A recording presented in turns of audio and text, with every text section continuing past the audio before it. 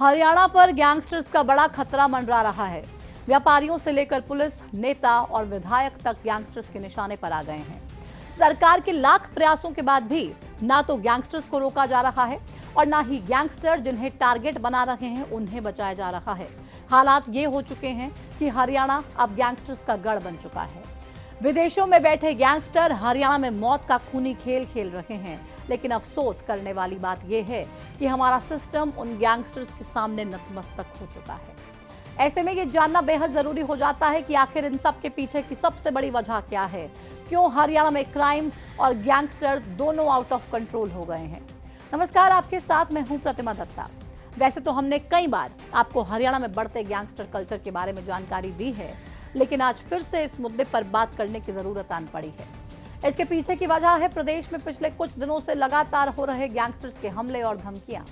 हाल ही में हरियाणा के फिरोजपुर झिरका से कांग्रेस के विधायक मामन खान को लेकर एक खबर आई, जिसमें यह बताया गया कि उन्हें गैंगस्टर्स से खतरा है और उन्हें टारगेट बनाया गया है, जिसके बाद उनकी सिक्योरिटी को काफी बढ़ा दिया गया। वैसे तो अब तक हरियाणा में गैंगस्टर व्यापारियों को ही धमकियां दे रहे थे और निशाना बना रहे थे, लेकिन अब जब बात एक विपक्ष के विधायक तक पहुंच गई है तो सवाल और मुद्दा दोनों उठाने जरूरी हो जाते हैं। इसलिए आज की इस वीडियो में हम आपको बताएंगे कि क्यों हरियाणा में गैंगस्टर अब विधायकों को डराने धमकाने लगे हैं, क्यों पुलिस को खुलेआम धमकियां मिल रही हैं और व्यापारियों की हत्याएं सरेआम की जा रही हैं। साल 2022 में हरियाणा में गैंगस्टर ने ऐसी दहशत फैलाई थी कि सरकार के भी हाथ पांव फूल गए। इसी साल गैंगस्टरों ने हरियाणा के कई विधायकों को धमकियां दी और उनसे फिरौती मांगी। जिन विधायकों को धमकी मिली उनमें कांग्रेस और बीजेपी दोनों ही पार्टियों के विधायक शामिल थे। इसलिए इसे लेकर प्रदेश की सियासत में खूब हो हल्ला हुआ। विपक्ष ने कानून व्यवस्था को लेकर सरकार को घेरा और सरकार ने पुलिस के अधिकारियों से जवाब मांगा। इसके बाद पुलिस ने जांच शुरू की, कुछ लोगों को पकड़ा और फिर से जांच में जुट गई। लेकिन इतना सब कुछ होने के बाद भी हरियाणा में गैंगस्टर्स ने दहशत फैलानी बंद नहीं की। नतीजा ये हुआ कि अब फिर से हरियाणा में गैंगस्टर 2022 वाली कहानी दोहराने में लगे हुए हैं।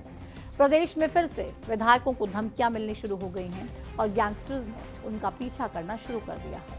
पिछले दिनों ही फिरोजपुर झिरका से कांग्रेस विधायक मामन खान को गैंगस्टर्स से बड़ा खतरा होने की खबर आई। आपको याद होगा, पिछले कुछ दिन पहले अभय चौटाला को भी ऐसी कुछ धमकी गैंगस्टर्स द्वारा दी गई।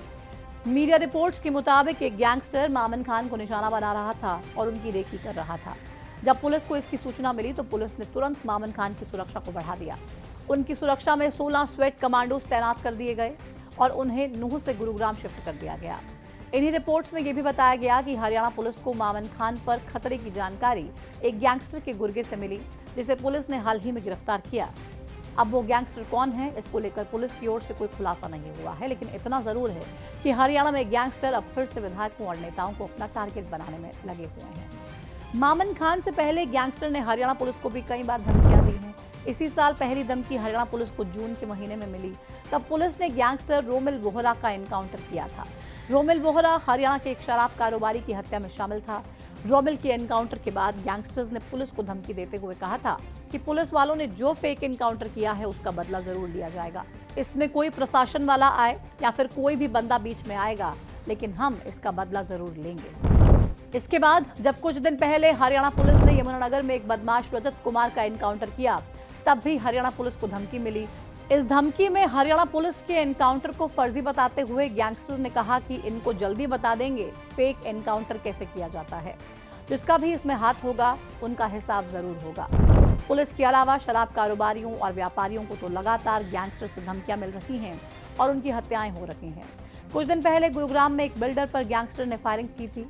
बिल्डर के घर पर करीब 25 से 30 राउंड फायरिंग की गई थी, जिसकी जिम्मेदारी कुख्यात गैंगस्टर दीपक नांदल ने ली थी। वहीं इसी गुरुग्राम में इस वारदात से पहले फेमस सिंगर राहुल फाजिलपुरिया पर भी फायरिंग हुई। साथ ही उनके फाइनेंसर की भी हत्या कर दी गई थी। इसकी जिम्मेदारी भी गैंगस्टर दीपक नांदल ने ली थी। फाजिलपुरिया के अलावा फेमस यूट्यूबर एल्विश यादव के गुरुग्राम वाले घर पर भी फायरिंग हुई।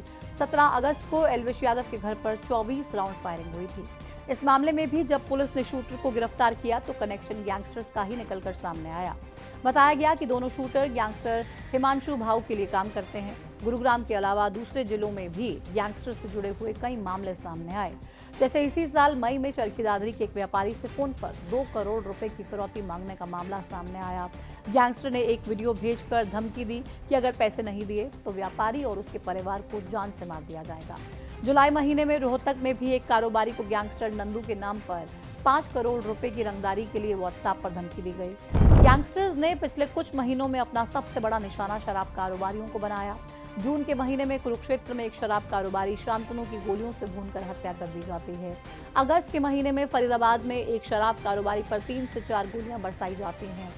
जींद के शराब ठेकेदार वीरेंद्र उर्फ बिंदर की 5 से 6 हमलावरों ने 10 से 15 गोलियों की बौछार कर हत्या कर दी।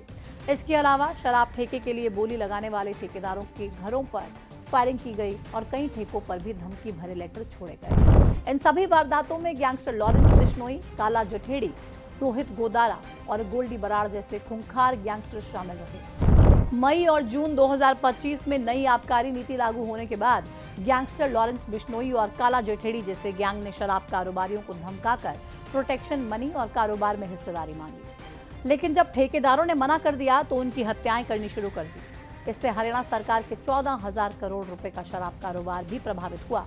हालांकि इन सभी घटनाओं के बाद जब सरकार और पुलिस पर सवाल उठने लगे तो सीएम नायब सैनी ने कुछ आंकड़े बताते हुए पुलिस की पीठ थपथपानी शुरू कर दी। सीएम ने बताया कि एक साल में 15 बदमाशों को पुलिस ने ढेर किया है।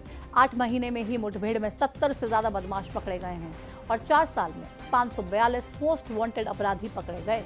इनमें 256 गैंगस्टर या फिर किसी गैंग के गुर्गे थे। अब हरियाणा पुलिस ने कब कब बड़े बदमाशों और गैंगस्टर्स पर बड़ी कार्रवाई की, इसकी भी एक टाइमलाइन आपको बताते हैं। साल 2024 के जुलाई महीने सोनीपत में हिमांशु भाऊ गैंग के 3 शार्प शूटर मारे गए। नवंबर 2024 में गुरुग्राम में 2 लाख रुपए का इनामी बदमाश मारा गया। दिसंबर 2024 में रोहतक में एक बदमाश मार गिराया। इसी दिसंबर के महीने में फतेहाबाद में कस्टडी से बदमाश को छुड़ाने की कोशिश करने पर पुलिस ने 2 बदमाशों को ढेर कर दिया। वहीं साल 2025 के जनवरी महीने में सोनीपत के 2, करनाल और सहारनपुर के एक बदमाश को मारा गया। फरवरी 2025 में पलवल में गैंगस्टर नीरज फरीदपुरिया गिरोह के 1 लाख के इनामी 2 बदमाश मारे गए। मार्च 2025 को कैथल के राजौंद में एक बदमाश मारा गया। जून में गैंगस्टर रोमिल रोहरा का एनकाउंटर हुआ और अभी कुछ दिन पहले यमुनानगर में भी एक बदमाश का एनकाउंटर हुआ जो गैंगस्टर से जुड़ा हुआ था।